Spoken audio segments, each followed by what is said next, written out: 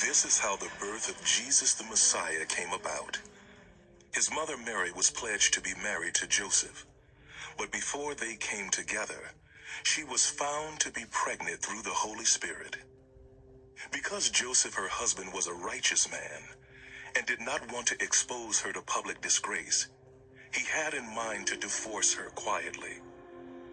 But after he had considered this, an angel of the Lord appeared to him in a dream and said, Joseph, son of David, do not be afraid to take Mary home as your wife, because what is conceived in her is from the Holy Spirit.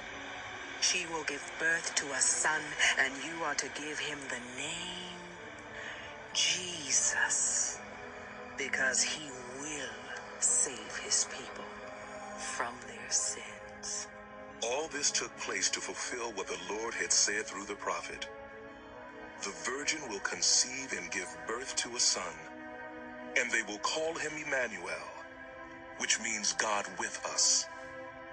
When Joseph woke up, he did what the angel of the Lord had commanded him and took Mary home as his wife.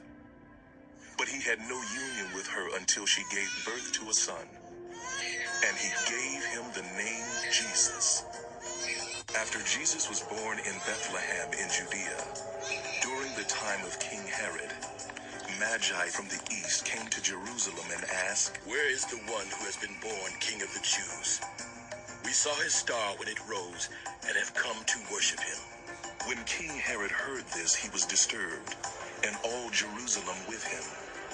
When he had called together all the people's chief priests and teachers of the law, he asked them where the Messiah was to be born. "In Bethlehem, in Judea," they replied. "For this is what the prophet has written.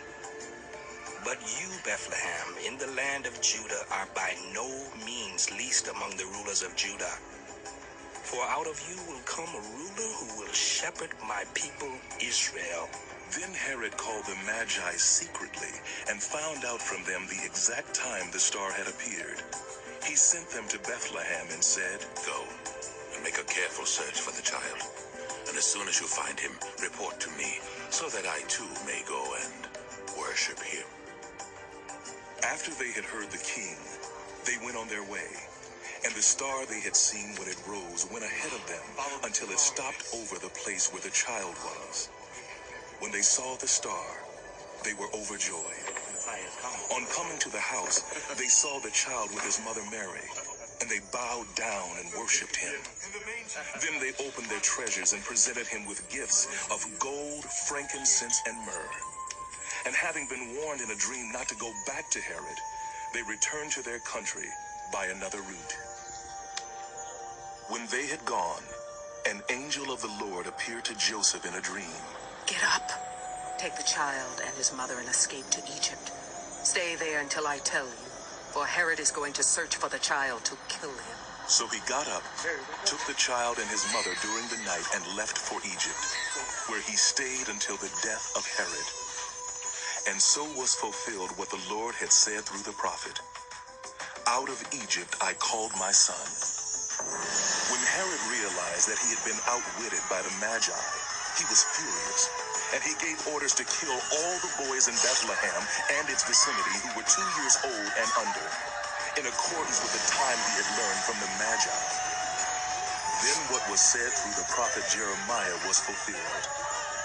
"A voice is heard in Ramah, weeping and great mourning, Rachel weeping for her children and refusing to be comforted, because they are no more."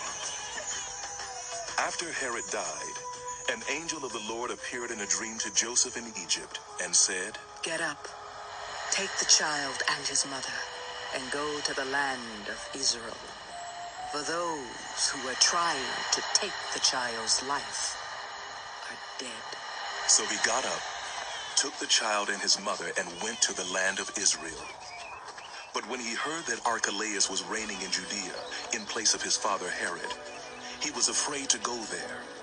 Having been warned in a dream, he withdrew to the district of Galilee, and he went and lived in a town called Nazareth. So was fulfilled what was said through the prophets, "He will be called a Nazarene."